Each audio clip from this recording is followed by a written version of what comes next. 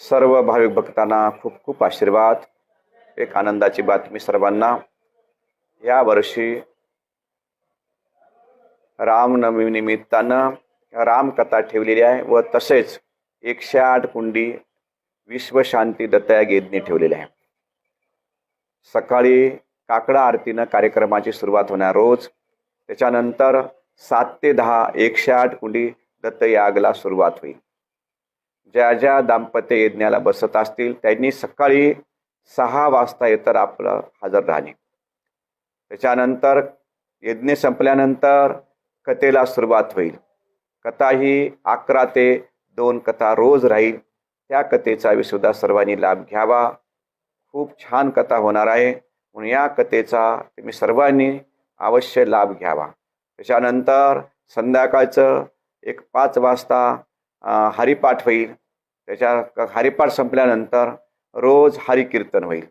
कीर्तनामध्ये सुद्धा तुम्ही सर्व सद्भक्तांनी अवश्य लाभ घ्यावा। कीर्तनकार सुद्धा खूप मोठे महात्मे आहेत, तुम्हा सर्वांना कीर्तन ऐकण्याची सेवा मिळणार आहे।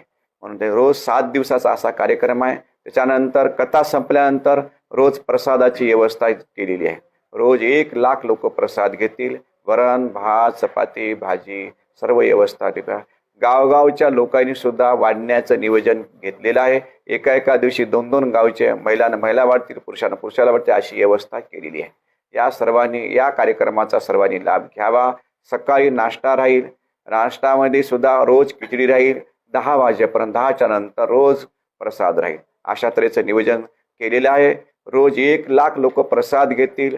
पंचकोशीतल्या सर्व सद्भक्तांना सर्वांना एक आव्हान आहे आमचं की तुम्ही सर्वांनी आपापली सेवा नित्य नियमाने द्यावी। गेल्या वर्षी सुद्धा पंचकोशी सर्व सद्भक्तांनी महिलांना वाढण्याची सेवा महिलांनीच केलेली आहे, पुरुषांना वाढण्याची सेवा पुरुषांनाच केलेली आहे।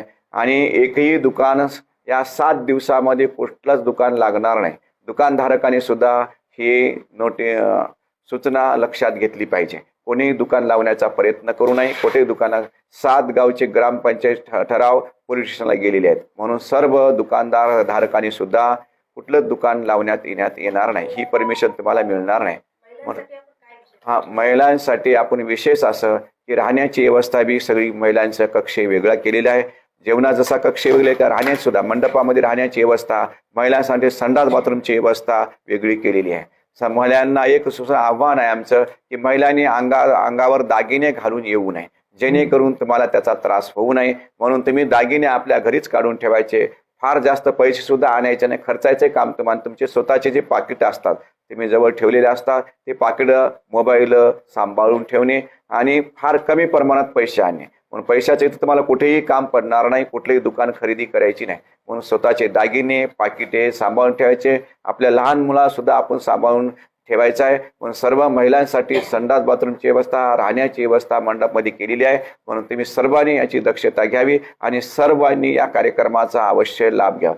खूप छान कथा होणार आहे। राधाकिशन महाराजांची वाणी अति पवित्र वाणी आहे। खूप वाणीमध्ये ताकद आहे। अशा महापुरुषाचा कार्यक्रम व्हायला म्हणजे त्यांच्या तारकाच मिळत नाहीत। हे तुम्ही गेल्या वर्षी सेवा केली त्याचं फळ आहे की महाराजांचा भाव खूप आल्हाद झाला आणि त्या आल्हाद भावामध्ये त्यांनी सांगितले मला इथं कथा करायची आहे। कुठल्याही बी महाराजांनी जे कथा करतात ते खूप छोट्या खाणी कार्यक्रम करत असा मोठ्या खाणी कार्यक्रम करत नसतात। म्हणून हे तुमच्या सर्वांची जे सेवा केली त्याचं फळ आहे। म्हणून तुम्ही सर्व जनतेने याच्यामध्ये सद्भक्तांनी भाग घेऊन आपलं जीवन धन्य करावं। 20 मार्च ते 27 मार्च हा कथावी आहे। 108 कोंडी विश्वशांती दत्तयज्ञ आहे। सर्वांना खूप खूप आशीर्वाद। उन्हाची तीव्रता वाढणार आहे, आरोग्याच्या दृष्टीने काय उपाययोजना केल्या? एवढी मोठी आपण प्रत्येक वर्षी कथा ठेवत असतात, या कथेमागचा काय उद्देश आहे म्हणजे त्याला तुम्ही काय सांगू शकता? ही कथा आपण गेल्या वर्षी पण सुरुवात केली। एकच भाव आहे की या परिसरामध्ये भारत देशामध्ये आणि सनातन धर्मामध्ये संतांची परंपरा आहे। संत हे समाजाचे मार्गदर्शक आहेत। समाजामध्ये मानवामध्ये शांती नांदावी, धर्माधर्मामध्ये भानगडी होऊ नये आणि धर्माची संस्कृती संतांमुळं समाजामध्ये पूर्तता होत असते। संताच्या माध्यमातून समाजाला मार्गदर्शन होत असते आणि सनातन हिंदू धर्म सुरक्षा हे संतांच्या माध्यमातून होत असते. म्हणून आमचा या परिसरातील एक भाव आमचा असा बनलेला आहे की या परिसरातील लोकांना संतांचं दर्शन व्हावं, त्यांचं बी कल्याण व्हावं. संतांच्या माध्यमातून भगवंताचं नामस्मरण भक्ती करण्याचं एक प्रोत्साहन मिळते, एक ऊर्जा मिळते. संत ही ऊर्जा आहेत. भगवंताचं नामस्मरण तपश्चर्या करून समाजाला एक दिशा चांगल्या पद्धती मिळत असते. म्हणून संतांच्या माध्यमातून तुम्हाला ऊर्जा मिळावी. या पंचकोशीमध्ये असे कधी कार्यक्रम झालेले नाहीत. छोट्याशा गावामध्ये कार्यक्रम करणं इतकं सोपं काम नाही आहे.